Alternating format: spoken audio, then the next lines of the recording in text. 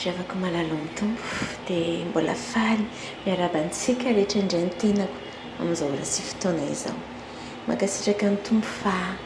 avy aminy tokoa izao fotoana izao, ary rehefa izy no mandahatra ny zavatra rehetra dia tsisy afaka manaka an'izany. Dia hivavaka sy karariavako malala. Mankasitraka anao izay Kristy mpanjaka, mankasitraka anao fa ianao indray no manome anay izao fotoana izao ahafahana mampahery ary fitiavanao tokoa izany tompo malala.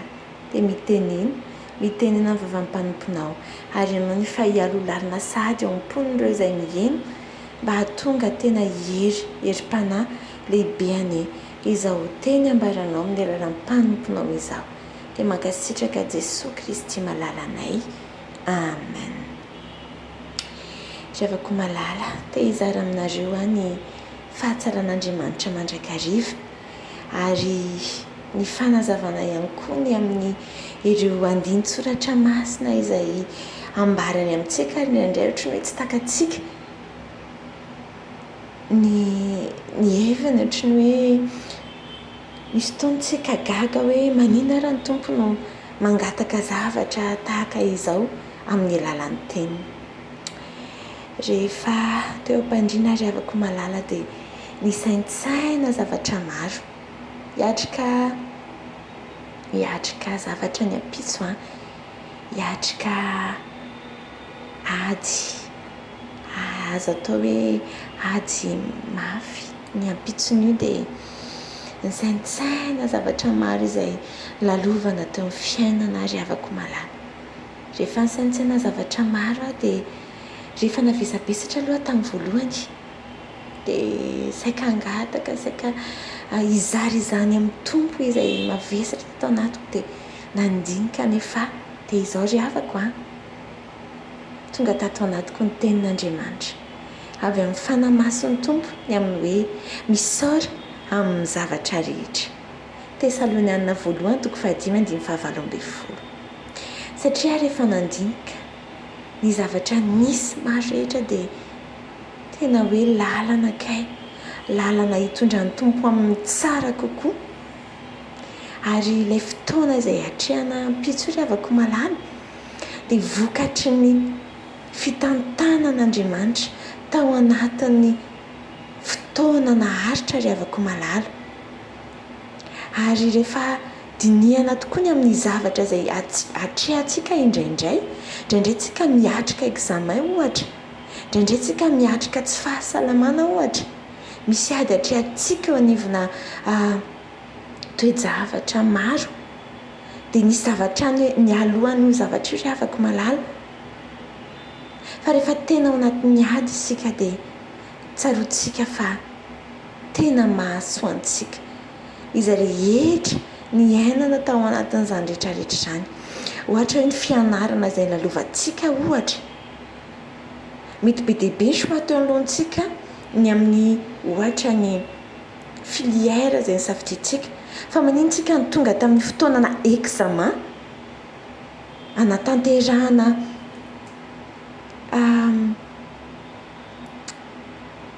rehefa avy nianatra afirinintsika ohatra dia tonga amin'io examen io. Fa naninona ny tonga tamin'io tsika? Efa misy fitantanan'ny tompo maro tao alohan'izay. Mety nisy zavatra nantenaintsika nefa tsy tanteraka. Tadidio ry havako malala, fa ny dikany ady efa ambarany tompo amintsika mandrakariva, ny dikan'ny fiantrehantsika ady dia fahazontsika ny diplôma manaraka. Dia izany zavatra izany no nitaonany tompo tao anatiko, hisaotra azy manoloana ny zavatra efa lalovana maro. Raha toka saika fitody vesatra ny foko ry havako, saika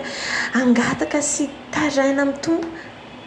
saika metraka ny vesatra dia ny solo fifaliana indray, ny solo fisaorana miboboka tonga amin'ny fotoana tsy maintsy hatrehana ampitso io.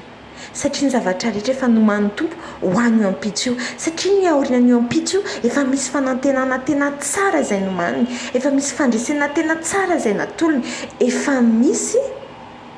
grade sy diplôma efa nomaniko noho izao nampianariny tompo ary avako dia zaraiko aminareo misaora amin'ny zavatra rehetrarehetra fa ny zavatra rehetra miara-miasa asoa izay ty azy mety mbola ao anatin'ilay lalana misy etapa be dia be lalana mpandehan'ny tompo dia mety eo mbola amin'ny fotoanana lalana toa ohatrany hoe nisy zavatra nantenena tsy tanteraka io tsika ary avako malala tadidio fa misy zavatra tsara kokoa izany any alohany homany tompo atsika izany mahatonga azy mandraka rehefa miteny amintsika ry avako ny amin'ny fifaliana ao amin'ny isan'andro ilay 4 malaza io ilay Filipiana 4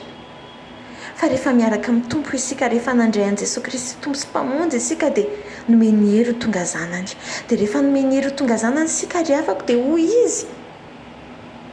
ao amin'ny Isaia 5:1 ny zanako sy ny asan'ny tanako dia aoka ho adidiko ihany aoka ho tadiditsika foana izany ry avako malala ka ninona zavatra lalovantsika rehefa hoe tsika nandeha tamin'ny sitrapongy dia tadidio fa lalana tsara foana izany ry avako malala izay no mahatonga azy mitaonantsika foana ny amin'ny fisaorana azy na dia ao anatin'ny zavatra mahamay ary ny amin'ny fisaorana azy dia rehefa tonga amin'ilay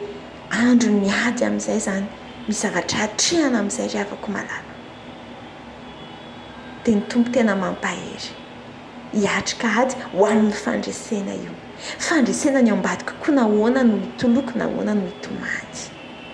mampahery ny fanamasina mampahery ny tompo tsy mamela antsika irery izany izy ry avako malala satria tena zanantsika malala ansika isika ry avako malala tena tia ireo zanantsika ireo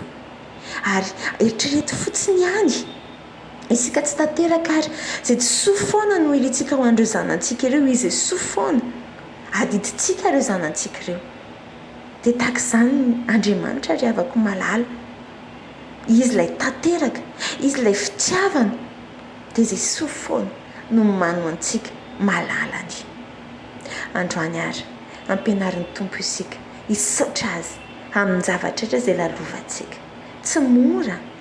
tena tsy mora kanefa rehefa misaintsainy isika na dia ny tombon'andro omeny voamaraina fotsiny ihany ary ny fahasalamana izay atolony antsika fotsiny ihany azy dia mahatonga antsika feno fisaorana ary niady anie tsy atsika niady dia azy isika dia manaiky fotsiny ihany isika dia matoky ny heriny fotsiny ihany fa izy no miady ho antsika koa manasa antsika ny tompo ry avako ninina zavatra lalovana mahereza mahatanja ary saory azy avokoa fa tsy maintsy tsara foana ny ao ambadika izany rehetrarehetra izany ary amin'ny malalany ary tena tsapako isan'andro izany amin'ny fiainako ry avako malala amin'ny fiainany ankohonako izay tsara foana no manino antsika izay tsara foana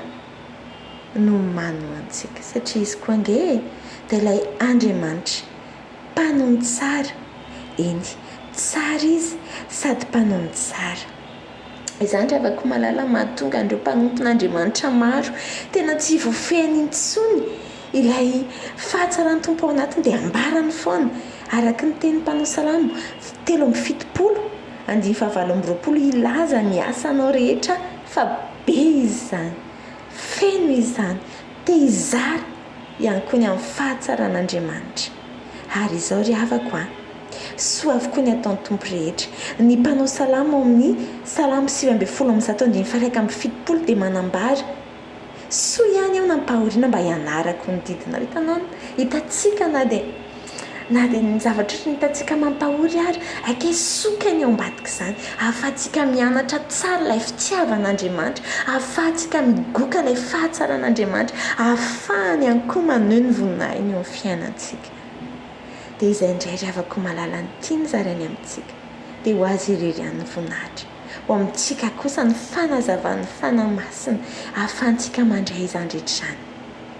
ary tena hoe hovo tsara maniry amin'ny fiainantsika dia ho azy irery ihany ny voninahitra ho amintsika kosa ny fiadanany amin'ny anaran'ny Ray sy ny Zanaka ary ny fanamasina amen.